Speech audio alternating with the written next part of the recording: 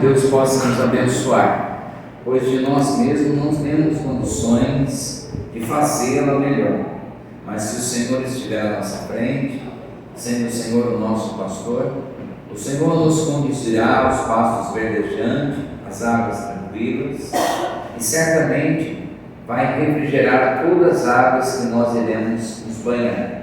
Assim o Senhor Deus possa nos abençoar. Que agradecemos, Deus, pelo dia, pela hora, pelo momento de oração, momento de repartir o pão de cada dia. Pedimos, Espírito Santo, fale os nossos corações, revela a Tua Palavra através do Espírito Santo, fale cada um de nós, que nós possamos ser cheios de entendimento, que nesse momento nós possamos nos esvaziar de nós mesmos, de nosso entendimento, do nosso eu, e possamos ter a humildade de ouvir a Tua Palavra, pois a Tua Palavra ela cura, liberta, transforma, edifica e nos leva a um nível superior, nos dando graça, nos dando autonomia e nos dando a Deus condições de viver melhor diante do Senhor, diante dos homens e vivendo dia após dia, um dia de cada vez na Sua presença. Assim nós te agradecemos no nome de Jesus. Amém. Graças a Deus. Pessoal do lado já está ligado lá já? Está ligado já, pessoal? Obrigado. Boa noite, irmãos. Boa noite. Deus abençoe. Abençoe você. Veio hoje no culto. Hoje é o nosso primeiro domingo de setembro. E o tempo passa rápido, né? Setembro, daqui a pouco acaba setembro, entramos em outubro, novembro e dezembro. Setembro, outubro, novembro e dezembro. Nós temos aí 4 meses para terminar o ano. 2/3 do ano já foi, 4, 8, 12, isso mesmo. 2/3 do ano já foi e tem só mais 1/3. Passa rapidinho. Quando vê, já foi o ano novo, já foi o final do ano e a gente já está em 24. E o tempo passa rápido. Pensando em tempo passar rápido, a gente precisa aproveitar um pouquinho a cada dia. A cada dia que passa, uma oportunidade que a gente tem de aproveitar com sabedoria. Hoje, estudando um pouquinho sobre a lição das 7 igrejas, lá em Apocalipse, a gente vai lá em capítulo 2 de Apocalipse, que vai falar sobre a lição das 7 igrejas.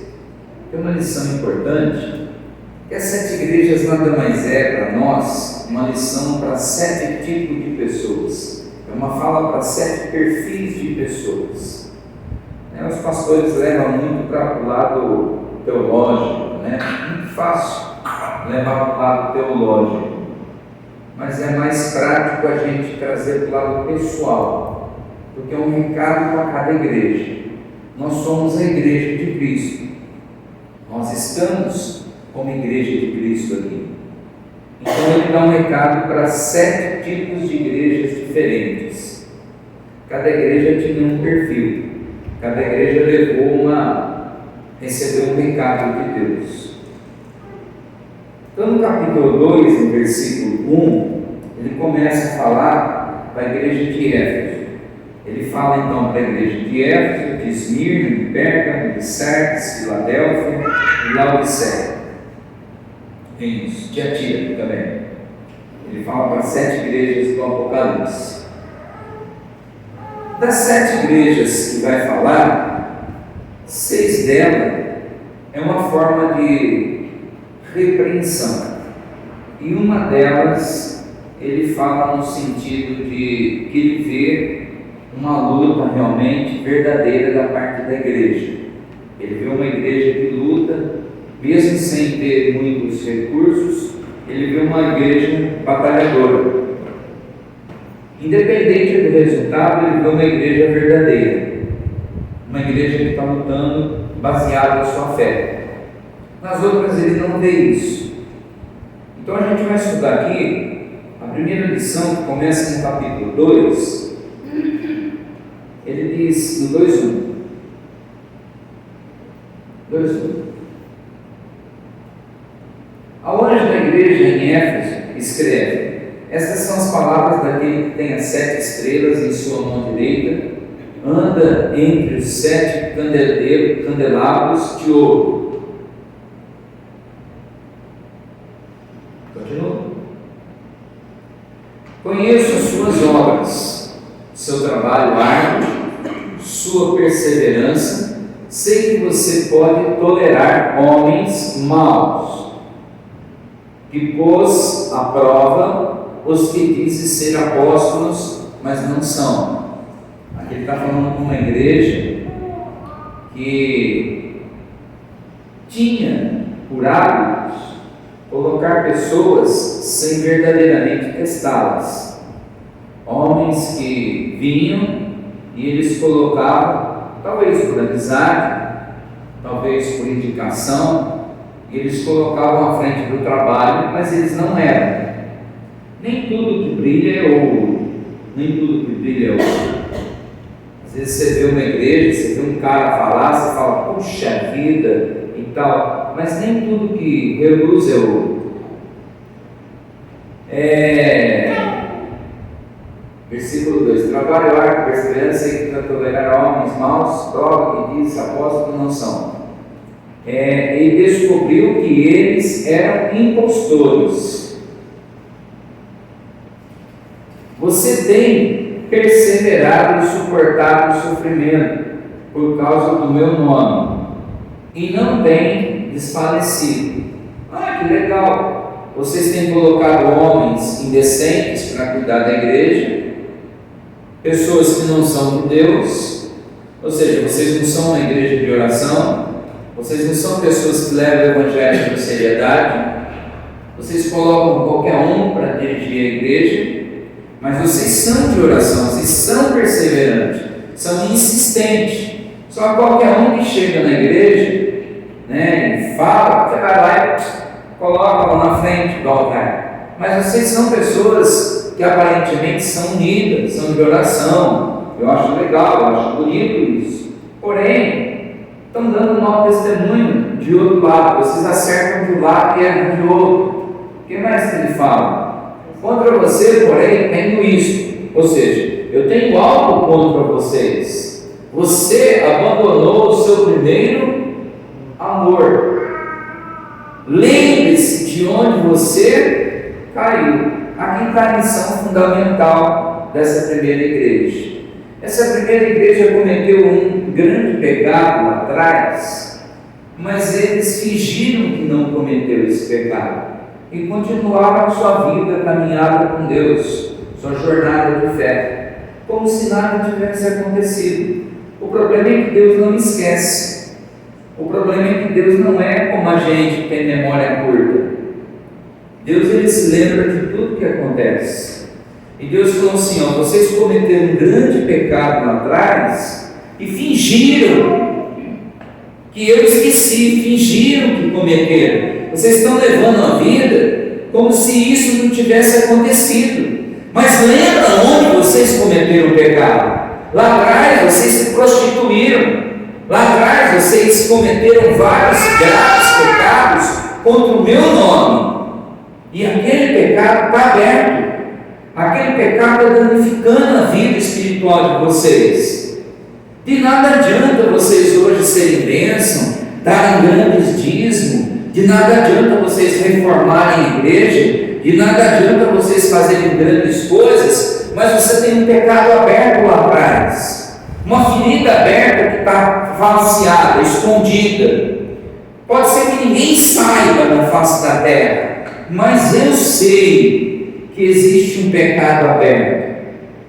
É como se você tivesse ódio de uma pessoa mortal. Melhor, vou dar um exemplo melhor. É como se você tivesse matado o egípcio, como Moisés matou, e enterrado na areia, e ido embora para o deserto.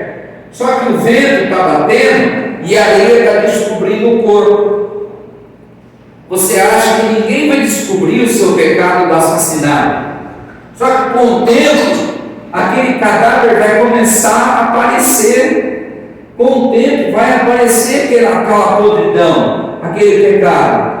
Ué, tem um morto aqui. Quem matou? Moisés. Nossa, Moisés matou. Moisés era um homem de Deus. Quem imaginava que Moisés teria coragem de matar um homem de Deus? Eu quero dizer para você que tem um trecho da Bíblia que diz assim, ó, não tenha nada em oculto que Deus não venha revelar. Então, aqui o primeiro recado para a igreja é o seguinte: tem algum pecado na sua vida que você ainda não confessou? Deus não quer te castigar. Deus não quer me castigar. Deus ele quer que você se lembre lá de trás, que você volte à memória, não é voltar no tempo, que você volte à memória e que você confesse esse pecado para Deus, que você peça perdão desse pecado para Deus. Não é perdão para a alma, viu? Não é pedir perdão para a alma, não é sair contando a sua vida dos outros, não, dos fofoqueiros, que não cumpriram. É que você peça perdão para Deus, se arrependa. Deus, olha, eu fiz isso, eu estou arrependido, eu peço perdão. É isso que Deus quer. Mas tem gente que comete e finge demência, como se nada tivesse acontecido. Você vai ficar com peso na sua vida não vai para frente. Tem gente que fala assim, eu não sei por que eu não vou para frente, eu não sei por que eu não cresço, eu não sei por que eu não prospero, eu não sei por que eu não deslancho na vida, porque lembra do que você cometeu lá atrás. Você pediu perdão a Deus, você se arrependeu? Lembra de quem você prejudicou? Lembra de quem você foi desonesto, prejudicou a pessoa? Mais ou menos, eu lembro sim. Você pediu perdão? Não, mas eu não fiz mais. Não perguntei isso. Eu perguntei se você se arrependeu. Você pediu perdão para Deus. Não pedi. Então trata de pedir. Porque é o que ele falou com essa primeira igreja, Éfeso, a igreja de Éfeso. Ele falou assim, ó, vocês têm uma boa aparência, vocês estão orando, mas vocês têm um pecado lá atrás que está aberto. A ferida de vocês está aberta. Enquanto vocês não lembrarem onde vocês caíram, vocês não vão para frente. Então a primeira repreensão que Deus deu na igreja de Éfeso foi pecados cometidos lá atrás que estavam atrapalhando o progresso da igreja. Segunda igreja que ele fala para a igreja de Esmirna. Está em Apocalipse capítulo 2, verso 8. Verso 8. Ao anjo da igreja que está em Esmirna, escreve: estas são as palavras daquele que é o primeiro e o último, que morreu e tornou a viver.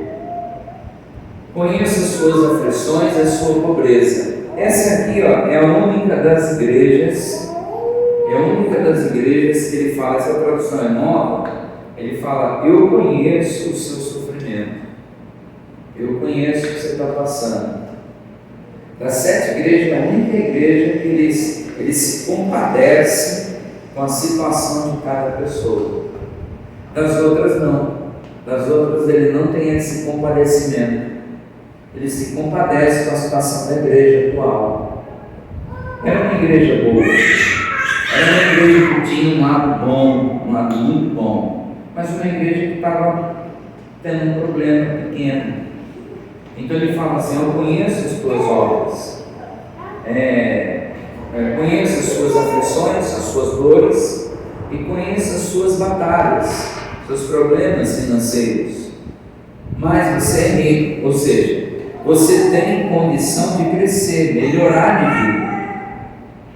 Conheço as blasfêmias dos que se dizem judeus, mas não são, sendo antes da sinagoga de Satanás.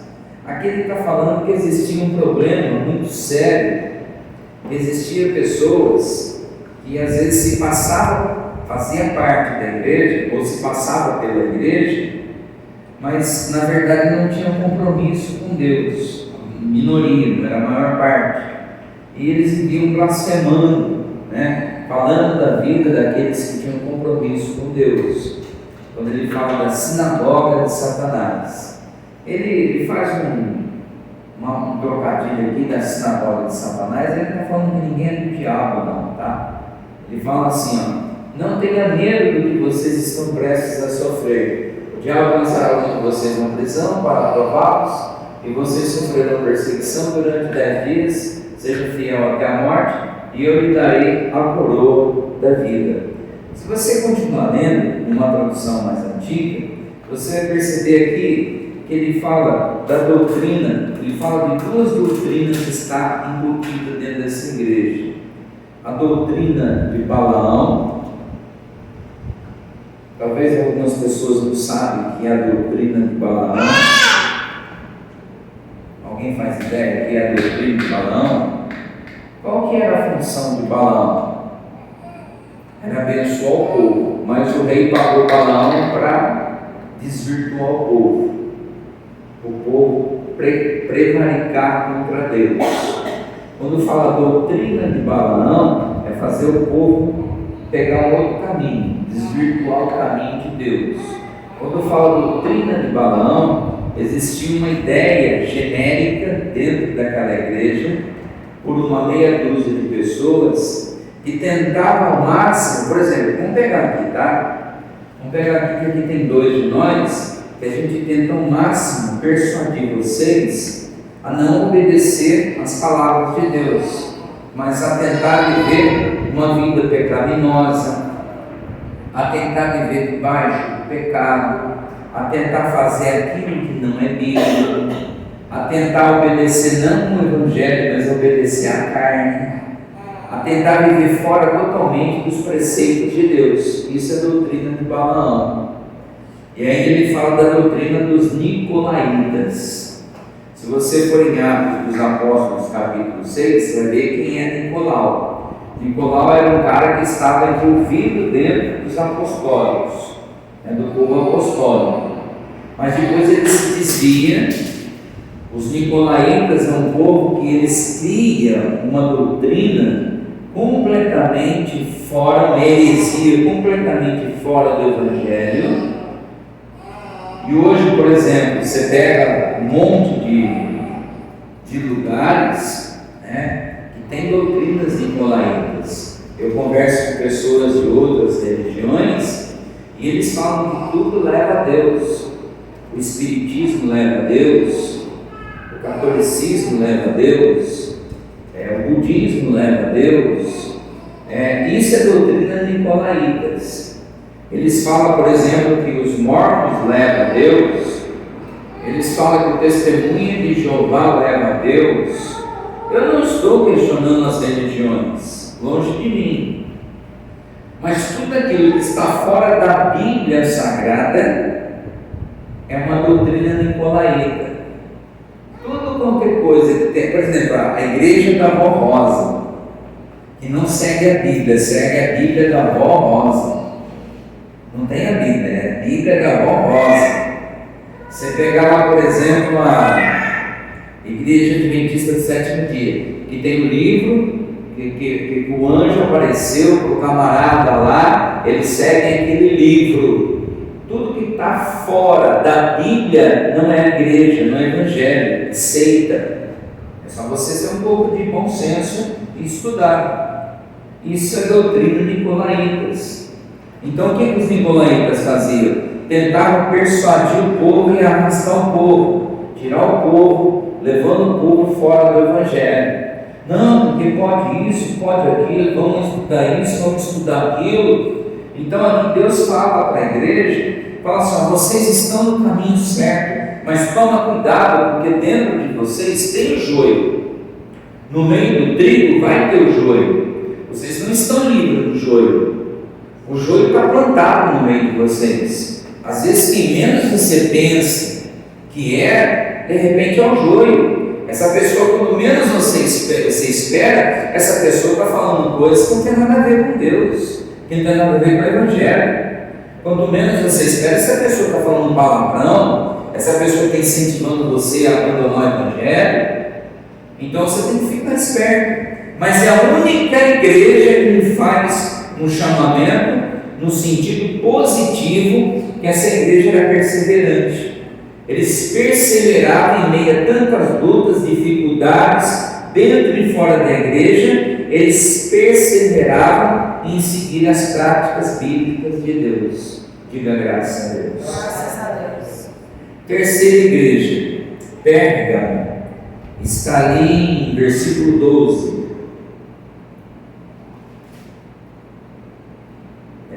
Apocalipse 2, né? Eu estava no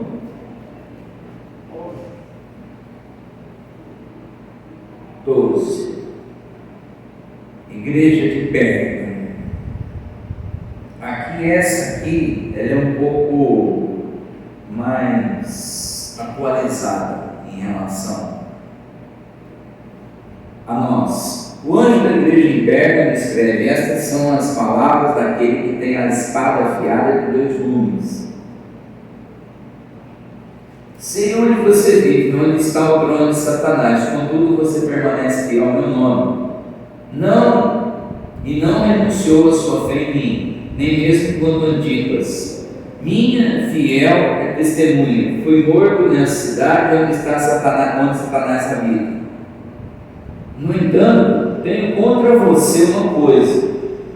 Aqui não é uma palavra de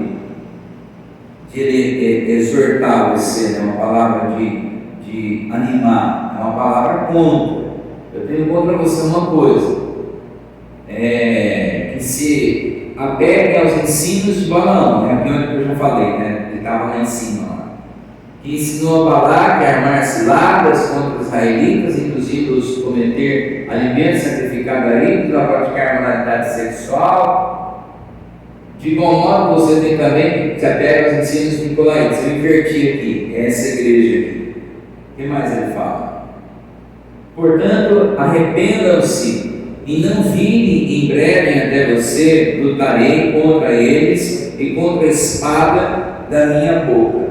Aqui ele coloca aqui uma coisa importante aqui. A igreja de Pérgamo era uma igreja que ele até fala: vocês me louvam com a boca, mas o teu coração está longe. A gente para pensar um pouquinho sobre o que a gente faz dentro da igreja, no modo geral. A gente ora, a gente louva, a gente fala, a gente busca, a gente conversa, a gente ouve a Deus, mas ainda da porta para fora, como é que é a nossa fala diariamente? Né? Quando a gente conversa com pessoas de outras igrejas ou de outras denominações, não conversar sobre a igreja, mas nem sobre Bíblia, conversa sobre o trabalho, sobre o governo, sobre o preço das coisas. Como é que é o senso comum das pessoas sobre como vai o país? Ih, rapaz, coisa difícil, não sei, o trabalho vai fechar, não sei o que vai ser esse final de ano, e não sei o que tem. Me louvam com a boca, mas o seu coração está longe. Então, o que ele fala para essa igreja aqui é uma coisa importante. Tirando as questões do Nicolaítas e Balaão, ele fala assim: vocês são muito bons dentro da igreja, mas quando vocês saem da igreja, vocês me negam na eficácia, vocês me louvam com a boca, vocês falam bem, vocês oram bem, mas a prática, a eficácia do Evangelho fora da igreja é diferente. Né? Diante de uma circunstância difícil, eu vou pegar aqui uma coisa simples. Eu gostaria que você pegasse no seu cotidiano. Por exemplo, tem bastante criança agora, né? Tem bastante criancinha.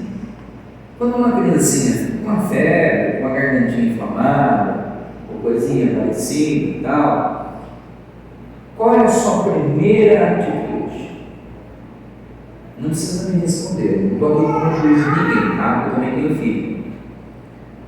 Mas a sua primeira atitude é correr atrás do termômetro, é correr atrás da lista do médico, é correr atrás do remédio, é pegar o óleo e correr atrás para ungir, orar e repreender essa enfermidade, ou é já se catar essa criança e já sair em busca de socorro médico?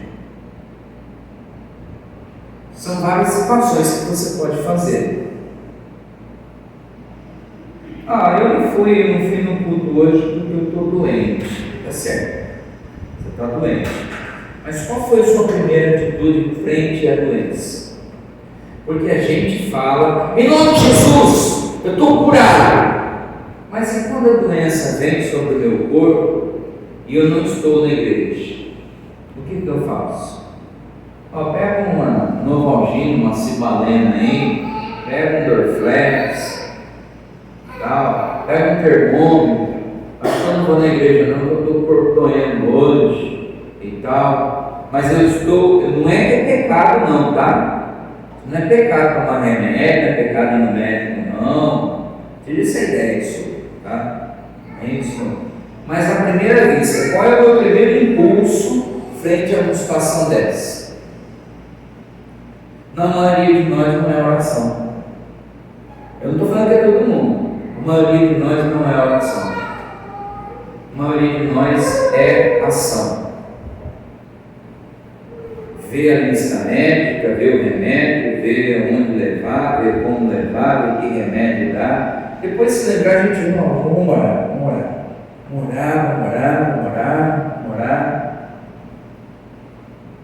Mas por que a gente não tem essa atitude de orar primeiro? Porque talvez uma oração poderia inibir uma ação tão pequena que está acontecendo. Uma oração poderia barrar. A Bíblia diz: tudo que eu pedir em nome de Jesus, eu recebereis. Se eu bato, se eu peço, eu recebo. Se eu busco, eu encontro.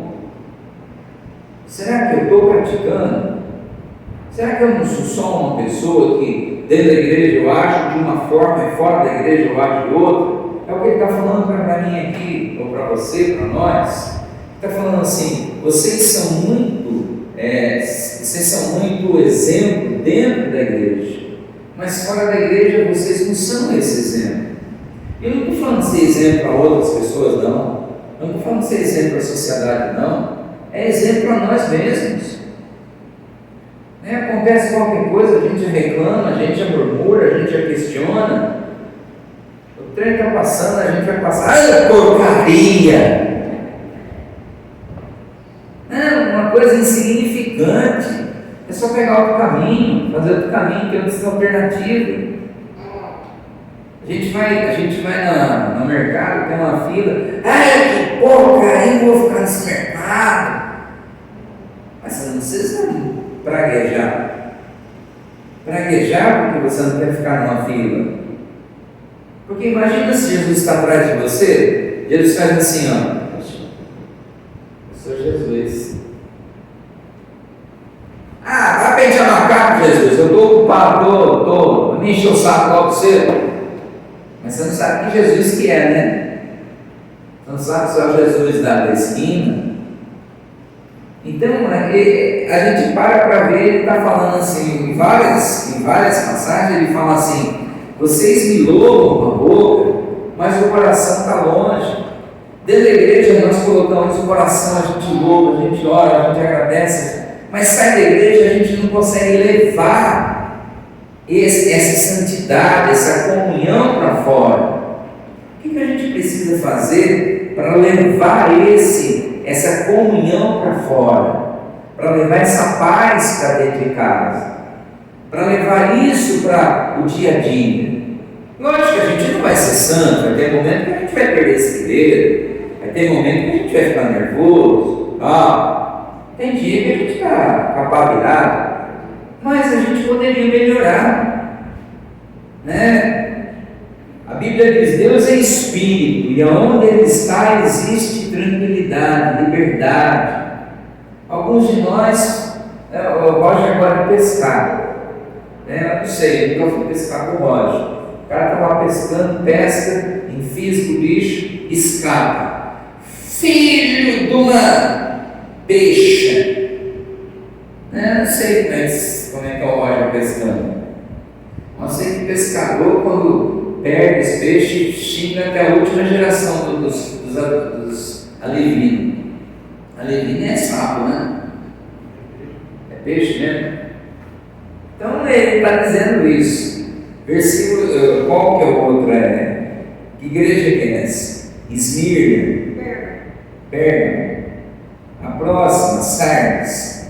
Capítulo 3. Tiatira, 18, versículo 18. Tiatira. É 2,18, né? 2,18. Essa igreja aqui era uma igreja que ela tinha uma expansão. 2,18. Essa igreja era uma igreja que ela tinha uma expansão muito grande. E era uma igreja que tinha um potencial muito grande comercial. Era uma igreja que ela estava localizada num ponto crucial de comércio. Ela tinha muito fluxo de pessoas. Então passava muito tipo de pessoas ali, inclusive políticos, mercadores, gente de todo tipo. E era uma igreja que ela tinha muita gente influente que frequentava essa igreja. Imagina que é uma igreja que está localizada aí num aeroporto, onde passa muito político, onde passa muita gente da alta sociedade e que frequenta essa igreja. Só estou te dando um parecer para você entender mais ou menos. Aonde a igreja de Tiatira escreve: essas são as palavras do Filho de Deus, cujos olhos estão como chama de fogo e os pés como bronze reluzente. Conheço as suas obras, o seu amor, sua fé, seu serviço, sua perseverança. Sei que você está fazendo mais agora do que no princípio. No entanto, tenho isso. Você tolera Jezabel, aquela mulher que se diz profetiza, com os seus ensinos. Ela induz os meus servos à imoralidade sexual, a comerem alimentos sacrificados a ídolos. O que ele está falando? Ele está falando aqui que essa igreja era uma igreja que acabou sendo seduzida por muitas pessoas de poder aquisitivo muito alto, e ela acabou sendo comparada às obras de Jezabel. Para quem não sabe, Jezabel ela foi uma assassina de profetas. Ela foi uma mulher que ela não tinha prazer no Evangelho, ela não tinha prazer nos profetas. Ela era uma mulher extremamente materialista. Ela via só meios de ganhar dinheiro, ela via só meios de condições financeiras.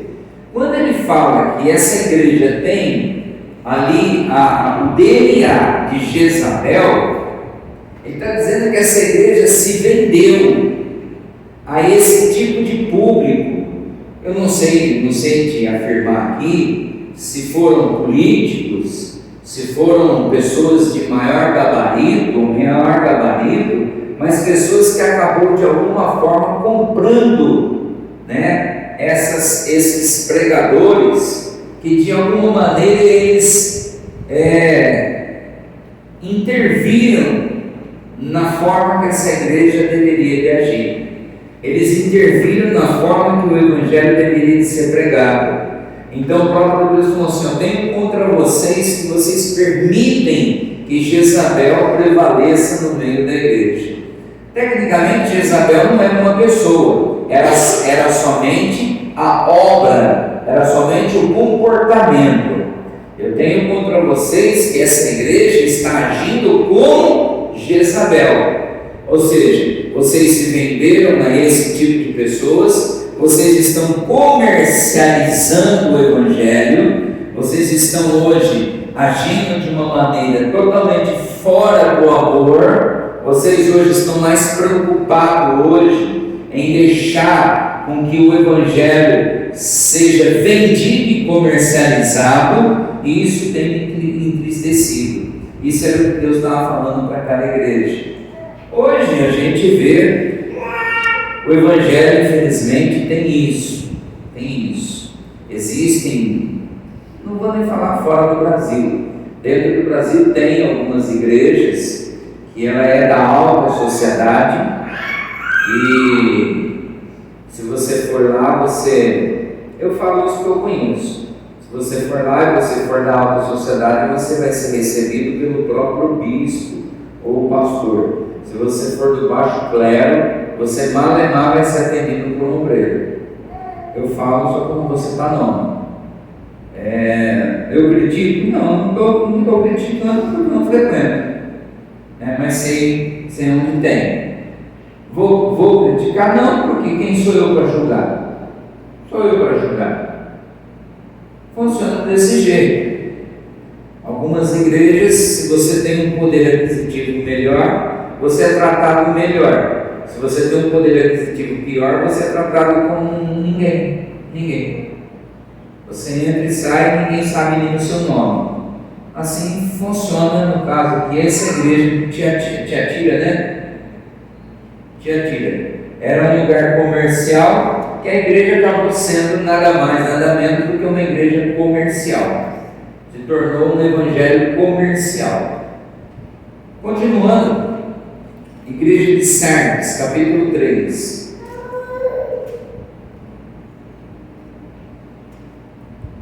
Talvez você pense, onde eu me encaixo com isso? Eu não sei onde você se encaixa, mas é onde você pode entender e aplicar isso na sua vida, para não acontecer isso com você. Capítulo 3. 3:1.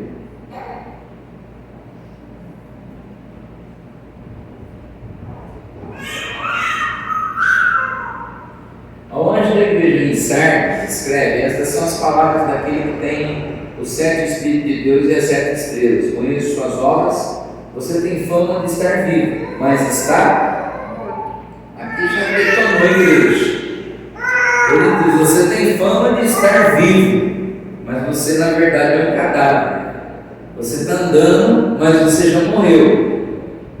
Esteja atento, fortaleça o que resta e o que estava para morrer, pois não achei em suas obras perfeitas aos olhos do meu Deus.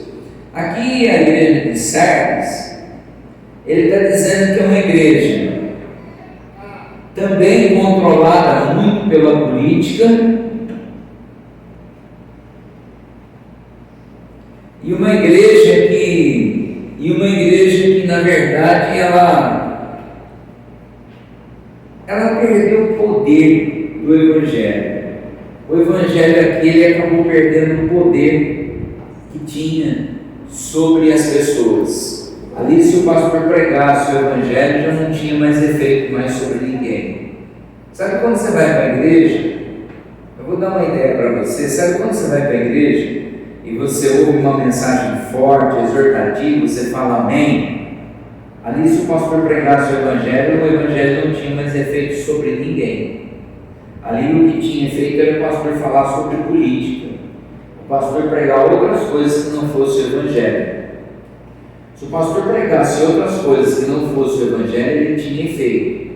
Mas se o pastor pregasse o verdadeiro Evangelho, por isso que ele fala: vocês estão mortos, mas vivem como vivos.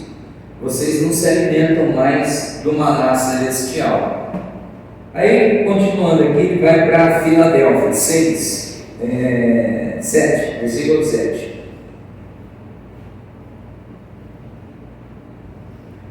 Essa aqui é interessante. 7.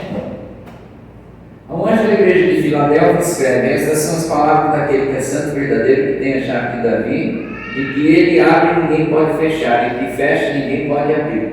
Aqui ele fala para a igreja, ele fala assim: vocês são uma igreja pequena, mas a igreja pequena não tem problema nenhum. O fato da igreja ser grande ou pequena, isso não interfere em nada. Qual é o problema da igreja de Filadélfia? A igreja de Filadélfia era uma igreja desunida, era uma igreja medrosa, era uma igreja que as pessoas eram individuais. As pessoas tinham medo de fazer as coisas com aquele pequeno grupo. Então, cada um por si, Deus por todos. Se fosse fazer alguma coisa voltada ao grupo da igreja, as pessoas não faziam. Então, as pessoas se tornaram individuais. Por falta de confiança, por questão de número de pessoas. A igreja de Filadélfia, até eu conheço uma igreja chamada Filadélfia, não muito longe daqui, ela é exatamente essa cara. É uma igreja pequena, que cada um por si, Deus por todos, ninguém confia em ninguém, Ela já tem 25 anos, é desse jeitinho, é a cara que está aqui. Inclusive ela se chama Filadélfia. Não vou falar o segmento dela. Eles tinham dificuldade em assumir algo grande.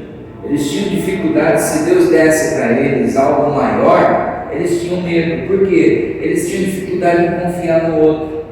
Eles tinham dificuldade em confiar no seu irmão. Por quê? Se o meu irmão me deixar, vai sobrar tudo nas minhas costas. Eram aquelas pessoas que, eu não sei se no passado eles passaram por isso, mas eles tinham medo de ter que arcar com tudo sozinho. Vou fazer tal coisa? Não vou não, porque vai que o fulano não vem, depois sobra tudo para mim. Eram aquelas pessoas, como é que eu vou dizer? Incertas. Então eles tinham esse problema. A igreja de Filadélfia não tinha problema nenhum de ser pequena. O problema é que eles eram medrosos e desconfiados de tudo. O cristão no mundo espiritual é bom ser desse jeito? Não, é ruim. Eu tenho que ter coragem. Se eu não tiver coragem, como é que eu vou agir pela fé? Essa era a igreja de Filadélfia. E caminhando aqui para a última igreja, verso 14. Verso 14. Logo segue.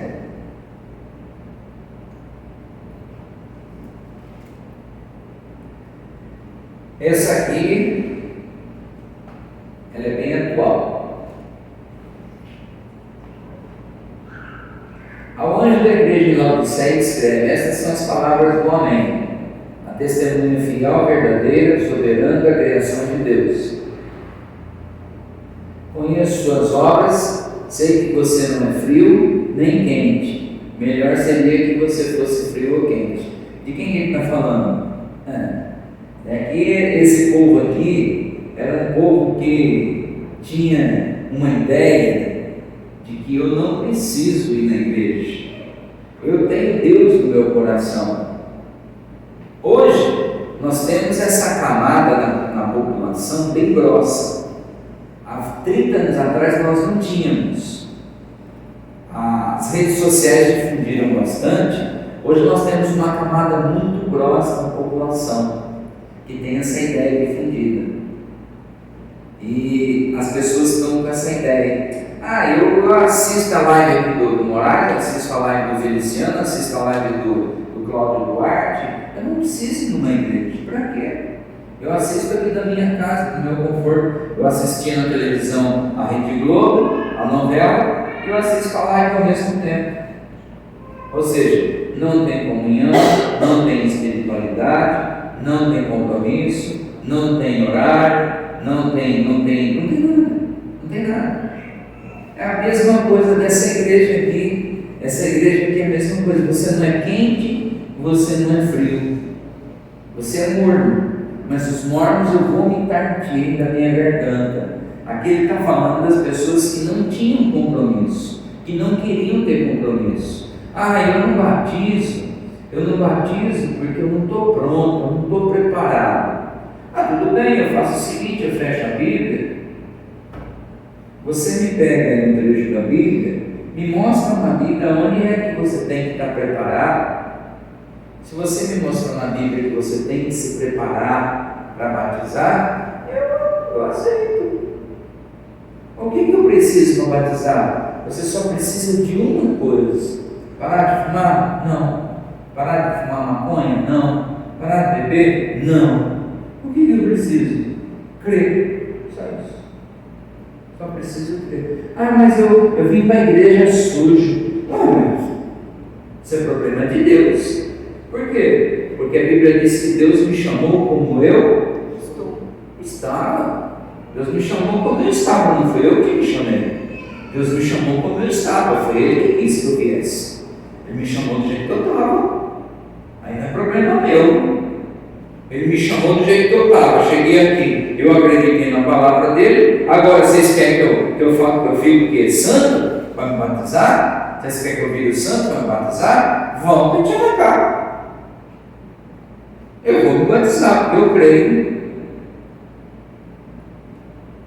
A maioria das pessoas pessoas que vêm pensando dessa forma se batizam, firmam e ficam no Evangelho até hoje. Aqueles que vêm, quer dar uma de santo, quer acertar a vida, batizam 3, 4 meses depois desligam do Evangelho. Por quê? Porque na verdade só estão fazendo fuzuê, só estão fazendo média com os outros. Banho você toma em casa com água quente, shampoo, toma banho. Eu não posso impedir ninguém de batizar.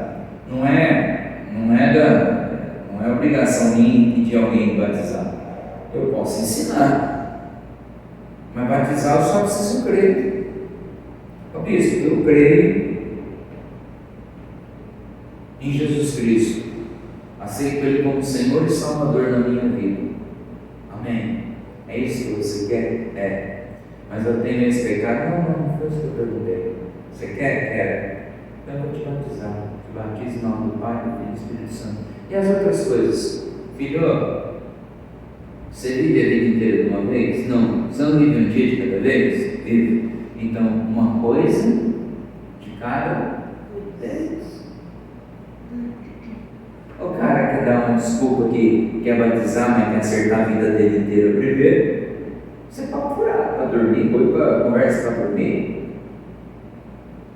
Primeiro a pessoa crê e batiza, depois ela vai acertando a vida. Mas sabe por que não batiza? Porque quer continuar a viver a vida de pecado e ainda continuar vivendo na igreja e falar: não, eu sou crente, eu sou da igreja, eu sou da igreja. Sabe o que eu acho engraçado? O cara vem na igreja, ele vem uma vez só, ele não frequenta a igreja. Aí ele mata uma pessoa lá fora, aí ele vai preso. Aí sabe o que ele fala para o delegado? Olha, eu sou crente, sou lá da igreja do ministério do pastor Moraes. Sem vergonha, cachorro. Ele vem uma vez só aqui na vida. Ele fala que ele é membro da minha igreja. O delegado manda me chamar, o delegado fala: ele é membro da sua igreja? Ele fala: não conheço, nunca vi nem mais coisa. Não conheço. Membro, você tem que ser assíduo, batizado, dizimista e querer servir a Deus. Esse é membro. Ser visitante é aquele simpatizante que vem quando quer, quando anda na telha. Isso é simpatizante. Membro é aquele que a igreja conta com você constantemente. Está cheio de membro. De vez em quando vem um simpatizante. O simpatizante vem o dia que dá na telha. Então é diferente. Uma vez aconteceu isso numa cidade. O cara foi 2 cultos na minha igreja. O pessoal cantava e ele ficava sentado lá, bigode assim, ó. Aí deu briga lá, não sei, tem um sítio lá, coisa, matou o cara lá. Foi preso. Falou pro delegado. Eu era amigo do delegado. Eu sou dentro da igreja do pastor Moraes. Aí ele ligou para mim: Moraes, tem um membro da sua igreja aqui que está preso.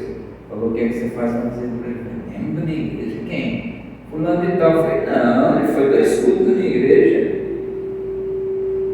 Foi 2 cultos na minha igreja, ficou sentado lá igual um urubu morto.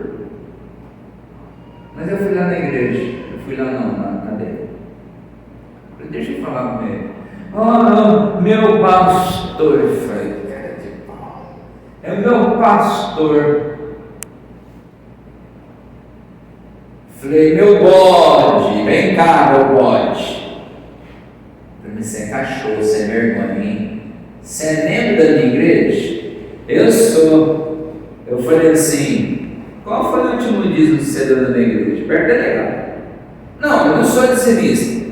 Que dia que você batizou? Eu não sou batizado. Falei: delegado, você quer que eu fale para você que ele é membro? O delegado falou: já entendi tudo. Obrigado, pastor. Pastor, não precisa vir mais aqui não. Aí ele começou a falar palavrão. O delegado falou: você é sem vergonha, né? Você queria aproveitar a oportunidade e usar o pastor para se safar um pouco mais, para ter uma pena um pouco mais reduzida, né? Falei: não, amigo. Falei: você é membro, é membro. Se é visitante, se é desviado, é desviado.